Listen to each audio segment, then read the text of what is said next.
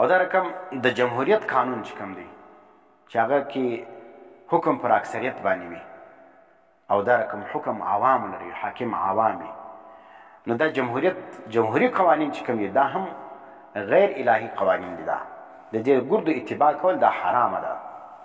اوس د دین شریعت او د دین جمهوریت زه تاسو څه فرق درښیم چې دا دواړه د دین اسلامي جمهوریت چې مار ټول زموږ اکابرو لیکلي دا د خلافت دپاره یو ذریعه وله.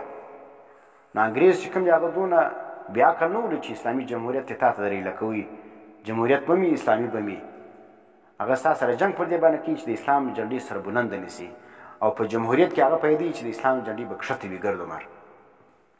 نو ځکه د جمهوریت او د شریعت چې کوم تضاد دی هغه په ډېر شان کې دی.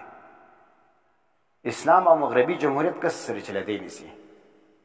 نو ځکه موږ چې کله کله دا وایي چې اسلامي جمهوریت موږ نه منو، هغه مقصد دا دی کوم جمهوریتونه په دې مغربي ممالکو کې جاري دي، نو هغه جمهوریت به ته دلته راولې بیا به لکیو غوږونو پرې کوي، بیا به دغه کوي.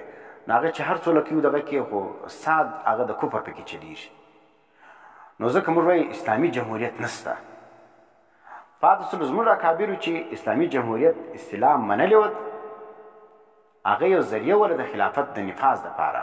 خو ما ورته ویلې هغه ذریعه چې کوم د موږ ازما وکړه، تجربه مې کړه، په هغه ذریعه باندې په هغه وسیله باندې اسلام نافذېدل دا که محال نه وي نو مشکل ډېر سخت دی. او پاتې سولو مغربي جمهوریت او اسلام سره جمع کول دا چې کوم دی دا موږ اوس پر دې نتیجه رسېدلي یو چې اسلامي جمهوریت په ټوله دنیا کې یو ځای هم نشته. هر ځای چې جاري دی دا مغربي جمهوریت دی، صرف نوم یې د اسلام دی. اوس ګوره د اسلامي جمهوریت او د مغربي جمهوریت فرق چیش دی؟ اسلامي جمهوریت چې خلافت دی موږ به نوم مساکي دپاره ورسره ومنو چې اسلامي جمهوریت موږ منو چې هغه ته موږ خلافت وایو، او د مغربي جمهوریت نه منو. اوس په اسلامي جمهوریت کې چې کوم دی حاکمیت اعلی چا له حاصل وي؟ الله لره حاصل وي. حاکم اعلی چې کوم دی هغه الله وي. حکم او فیصله به د الله چلیږي په شریعت کې، او په جمهوریت کې چې کوم دی هغه حاکم اعلی عوام دي. دا فرق دی سره اول کې فرق سره لارې سره جلا سره. په اسلامي جمهوریت کې حاکم اعلی الله دی او په مغربي جمهوریت کې حاکم اعلی څوک دی؟ عوام دي. لارې سره جلا سوی که نه سوی جلا؟ نو اوس ته څه رقم د جمهوریت مسلمان یې؟ هغه حاکمیت اعلی د عوام دی، ته حاکمیت اعلی د الله دی. اوس ته وګوره چې په دنیا کې کوم اسلامي جمهوریتونه دي، آیا په دې کې حاکمیت اعلی حاصل دی که نه دی حاصل؟ حاکمیت اعلی دا ته وایي چې د الله حکم او فیصله به منل کیږي او دغه نمایندگان به نافذي خالي. دا اسلامي جمهوریت موږ منو، پر سر و چشم منو. آیا زموږ په دې ممالک کې دا رقم اسلامي جمهوریت دی چې قرآن و سنت څه ویلي دي د پارلیمنټ کې چې ناست دي دا خلک بس نافذي خالي؟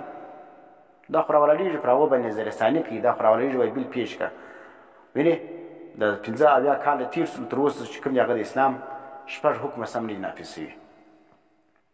هر حکم چې دغه کېږي پر هغه باندې پارلیمنټ چې کوم دی هغه نظرثاني کوي او بیا اعتراضات ورکوي، بیا چې کوم شریعت نافذېږي بیا بل جوړېږي، بیا چې کوم دی هغه برته واپسېږي، بیا سپریم کورټ ته ځي، بیا 20 کاله 15 کاله دغه کیس چلیږي، بیا یو امیر راځي هغه برته هغه ریورس کوي د نظرثاني دپاره.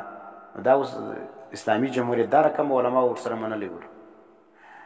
نو دا زموږ چې کوم په دې دنیا کې یا چې دا اوس کوم موږ اوسېږو په دې دنیا کې چې ژوند کوو په دې کې اسلامي جمهوریت ما ته نه دی معلوم چې هلته د حاکمیت الله لره حاصل وي، حکم او فیصله دې د الله چلیږي، او دا حکمرانان چې پارلیمنټ کې ناست دي دا دې بس خالي نافظوي. دا رقم جمهوریت تر اوسه ما ته نه دی معلوم.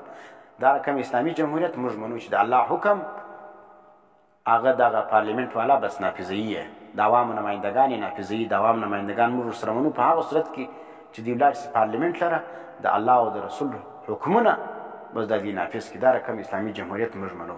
خو لیکن دا رقم اسلامي جمهوریت په دې دنیا کې موږ لیدلی نه دي، په خوب کې لا نه لیدلی.